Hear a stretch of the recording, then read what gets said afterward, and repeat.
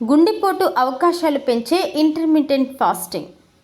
తాజా అధ్యయనం 8 గంటల సమయ నియంత్రిత ఆహారం తీసుకునే వారిలో హృదయ సంబంధిత మరణాల ముప్పు 91% ఉన్నట్లు వెల్లడైంది.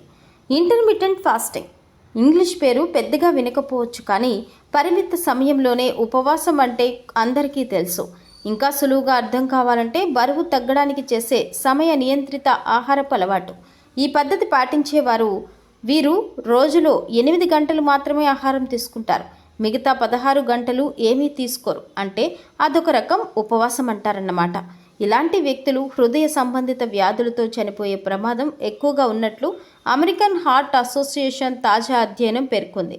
భోజన సమయాలను రోజుకు కేవలం 8 గంటల వ్యవధికి పరిమితం చేయడం వల్ల గుండె జబ్బుల వల్ల మరణించే ప్రమాదం 91% పెరుగుతుందని ఏహెచ్ఏ పేర్కొంది. సమయ నియంత్రిత ఆహారం అంటే బరువు తగ్గించేందుకు జీవనశైలి పరంగా అనేక మార్గాలున్నాయి. వాటిలో ఇది ఒకటి.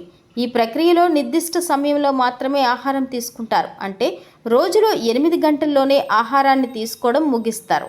అంటే మిగతా 16 గంటలు కడుపును ఖాళీగా ఉంచుతారు. ఇలా చేయడం వల్ల రక్తపోటు, రక్తంలో గ్లూకోజ్, కొలెస్ట్రాల్ స్థాయిలు వంటి అనేక కార్డియో మెటబాలిక్ ఆరోగ్య చర్యలు మెరుగవుతాయని విశ్వసిస్తారు. అయితే తాజా అధ్యయనంలో అదంతా నిజం కాదని తేలింది.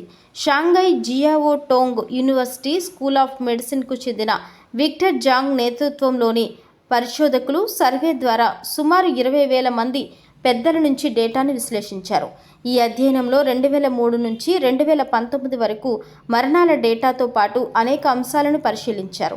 8 గంటల సమయ నియంత్రిత ఆహారం తీసుకునే వారిలో హృదయ సంబంధిత మరణాల ముప్పు 91% ఉన్నట్లు వెల్లడైంది. గుండె జబ్బులు, క్యాన్సర్ వంటి వాటితో బాధపడే వ్యక్తుల్లో గుండె సంబంధిత మరణాలు సంభవిస్తాయని తేలింది. అధ్యయనంలో పాల్గొన్న వారిలో సగం మంది పురుషులు కాగా వారి సగటు వయస్సు 48 ఏళ్లు. ఇప్పటికే గుండె జబ్బులతో బాధపడుతూ 8 గంటల ఆహార నియమం పాటిస్తే వారిలో గుండె జబ్బులు, స్ట్రోక్ వంటి వాటితో మరణించే ముప్పు 10 గంటల ఆహార నియమం పాటించే వారితో పోలిస్తే 66% ఎక్కువ. ఏది ఏమైనా సమయ నియంత్రిత ఆహారం మరణ ముప్పును ఏమాత్రం తగ్గించలేదని అధ్యయనం తేల్చింది. మొత్తానికి సమయ నియంత్రిత ఆహారంపై ఇటువంటి కఠిన వాస్తవాలు వెల్లడైనప్పటికీ దీనిపై మరింత అధ్యయనం చేయాల్సిన అవసరం ఉందని పరిశోధకులు చెబుతున్నారు.